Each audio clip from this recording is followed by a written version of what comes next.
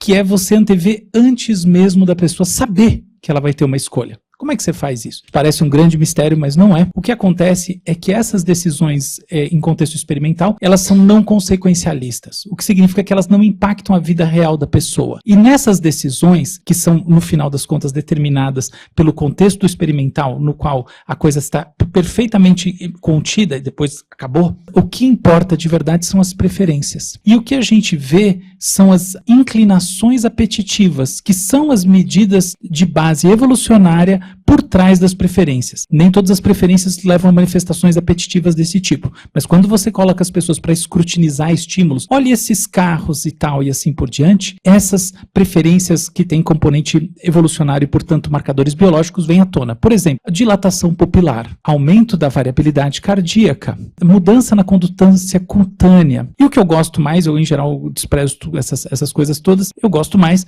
de medidas na eletroencefalografia. Você tem dois tipos de medidas para esse tipo de caso. O primeiro caso é a medida de potencial evocado. O que acontece? Quando a gente vê alguma coisa que a gente reconhece, seja porque a gente reconhece positivamente, negativamente, seja porque a gente já viu aquilo antes, etc. e tal, existe um potencial específico chamado P300 que corre da zona parietal à zona frontal. Então, por exemplo, detector de mentira não funciona muito bem. Eu posso dizer até porque eu já brinquei com isso a sério, porque no tempo que eu aceitava qualquer bico, eu fiz aqueles detectores de TV que vocês devem lembrar do tempo dos programas do SBT, grandes programas.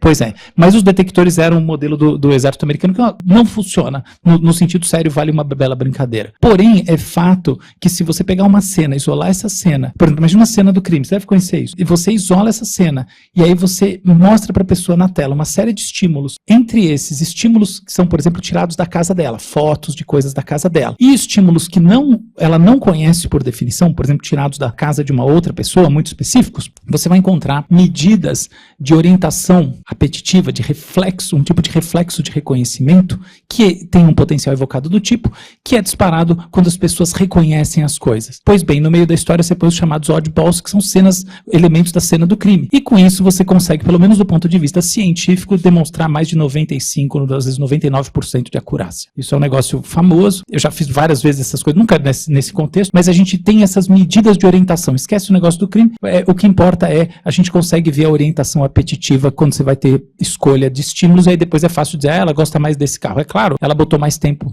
de olhar em cima dele, a pupila dilatou um pouco mais, a variabilidade cardíaca aumentou, e fundamentalmente a gente tem aqui a sustentação de um potencial evocado, como eu disse nessa primeira medida. A segunda medida é diretamente uma medida de valência. Valência é valor negativo ou positivo, afeto negativo ou positivo, que é dado por uma simetria num padrão de ondas de 8 a 12 Hz chamado alfa, no córtex pré-frontal. Então não é mistério, apesar de parecer do lado de fora uma ciência do além.